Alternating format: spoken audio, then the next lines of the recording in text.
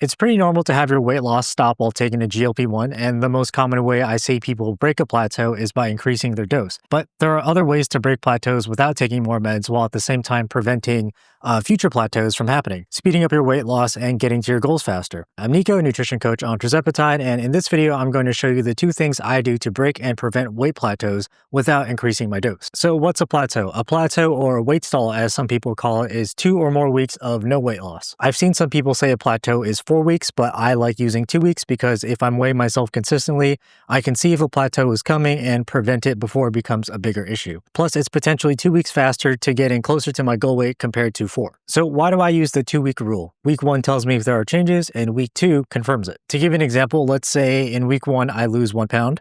It could be either water weight fluctuations or it could be actual fat loss. But in week 2, if I lose another pound and I didn't change anything I'm doing, there's a good chance it's actual fat loss and not water weight. Now, there is a time where this 2-week rule can be broken, and it's because of the whoosh effect. The whoosh effect is a sudden drop in weight, or more specifically, water weight. Water weight can temporarily hide our progress and our fat loss, and it's usually caused by things like stress, having too much sodium, hormones, and not having enough sleep. Here's a graph showing my weight loss, and for the past 2 weeks, I've been at around the same weight. Now, this looks like the start of a plateau, but then all of a sudden my weight drops right about here, and this is an example of the whoosh effect. Now, how do I tell if it's a plateau or just water weight? I look at things that cause water weight and see if it's been affecting me recently. I'll ask myself questions like, have I been more stressed lately? Am I eating more carbs or saltier foods? Am I sleeping enough? And if I said yes to one or more of these, then it's probably water weight. Getting rid of water weight is pretty straightforward. It usually comes off naturally through the whoosh effect. And for me, it takes about 2 weeks for it to happen. For other people, it could be more or less. And if you want to get a jump on it, make sure to keep stress in check and get enough sleep. Easier said than done. That's why I just wait for it to drop naturally. But if it doesn't, then either the factors causing water weight is affecting me a lot and extending the time before the whoosh effect happens, or I'm actually in a plateau. Now, how I break plateaus. I see a lot of people rely only on increasing their dose to break plateaus. It's okay to do that, but I personally prefer to try and do everything I can before that. I use GLP-1s as a tool to help control my appetite. I don't want to rely on it for fat loss. A common thing that happens after increasing your dose is that plateaus can break. Then when someone plateaus again, they increase their dose again to break it. It's a constant cycle until they reach their goal weight. I don't use this approach because the more I increase my dose, the more money I have to pay because I pay out of pocket for my GLP-1. I might also have to deal with more side effects from having a higher dose, and I'll be closer to the max limits of tirzepatide. And I'm not at my goal weight yet, so I imagine if I hit the limits before I do, I have to figure out other ways to control my appetite. I haven't thought about what I would do, but hopefully I don't have to as long as I keep my dose as low as possible. So what do I do to break plateaus if I don't increase my dose? First off, I do increase my dose when I have to, but to break plateaus, I use what I call the plateau breakers. There's 2 of them I use and maybe a third, but I still need to test it. And the 2 are eat less calories and do more physical activity or step count. These are the big things that can break plateaus, but they require some effort. The good news is that you might not even need to do them, and instead you can break your plateau by finding out if you're eating any invisible calories. So what the heck are invisible calories? Invisible calories are calories that you don't notice but unknowingly eat. They come from things like adding too much sugar or creamer to your coffee, adding a bit too much oil to your cooking, or finishing other people's foods, and so on. For example, I'm a big food picker. If I walk past my kitchen table and I have, let's say, cookies on there, I'm going to take little bites of it every time unless I catch myself. And by the end of the day, I might even finish a cookie or 2 before I realize. These are invisible calories and they add up. So looking out for invisible calories, then making sure you're not eating them will sometimes be enough to break a plateau. Now, if I actually address them and I'm still in a plateau, then I use the big tools, which are the plateau breakers. Let's cover the first one, eat less calories. If I eat less calories, how much do I lower it by? When I used to count calories, I would lower it by about 250. So let's say I was eating 2,000 calories per day and I hit a plateau, I dropped to 1,750 calories per day. Calories are made up of macronutrients, which are protein, carbs, and fats. I never lower my protein because it helps prevent muscle loss. So I either lower my carbs or my fats, or sometimes both. And I typically try to lower my carbs first before my fats, but in general, it comes down to personal preference. Some people prefer to lower their carbs, others their fats. You kind of have to experiment and see which one you like better. But be aware when you lower your calories, sometimes hunger can go up. It's completely normal and it happens all the time. But when hunger becomes too hard for me to manage, that's when I consider increasing my dose.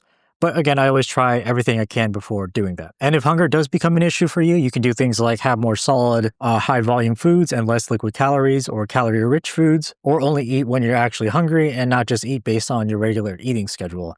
There are other things you can do to manage hunger. I just like doing these. Okay, let's go over the next plateau breaker, increase step counts. Physical activity and exercise, or step count in this case, isn't as efficient as eating less calories for breaking plateaus and losing weight, but it can definitely help, especially if you're already not eating enough and eating less food is just not a good option for you. How do I track my step count? I use a Fitbit, but any smartwatch or your phone can work. The most reliable I found was a simple step tracker or pedometer you can get for a couple dollars. The issue with using your phone to track your steps is that it's not always as accurate because it might not always be with you. Like you might set it down to charge it, do some house chores, then pick it back up later when you're done. Now you have a window of time it wasn't tracking your steps because you put your phone down. Now, how many steps does it actually take to break a plateau? I start by adding 500 steps per day or 3,500 steps per week on top of what I'm already doing.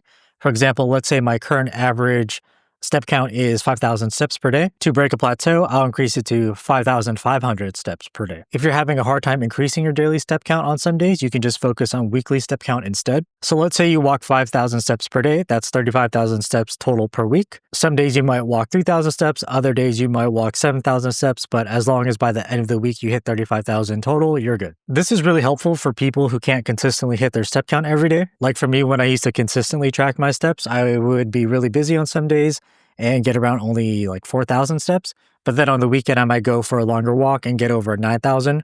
It eventually averages out. The next question you might have is, how do I actually add 500 steps to my day? Some things that would work for me would be pacing around while being on my phone, taking the stairs instead of the elevator, or parking further away from buildings so I have to walk a bit to the door. Plus, parking further away usually means more parking spots, so it's a win-win. I even have a desk treadmill for my standing desk while I work. It's like $80. But to be honest, I haven't used it in a while since I prefer to walk outside. But for those of you who can't always walk outside because of bad weather or something, this is a good way to get your steps in at home. $80 to collect some dust is not a bad deal. Some of these things may seem small, but you'd be surprised how they add up throughout the day. If you really can't do any of these for whatever reason, scheduling time to walk is another option. Some people prefer to set a time to get their steps in. I had clients who could barely get their steps in throughout the day because of work, so they would schedule 30 minutes of walking after dinner or something. And just to let you know, it takes about 10 minutes of walking at a moderate pace to get 1,000 steps. This is, of course, depending on individual stride length and walking pace, but generally speaking, 10 minutes is equal to 1,000 steps. Okay, we know the plateau breaker, so which one do you choose? Eat less calories, increase step count, or a combination of both? I eat less calories when I don't want to spend the time or energy adding steps.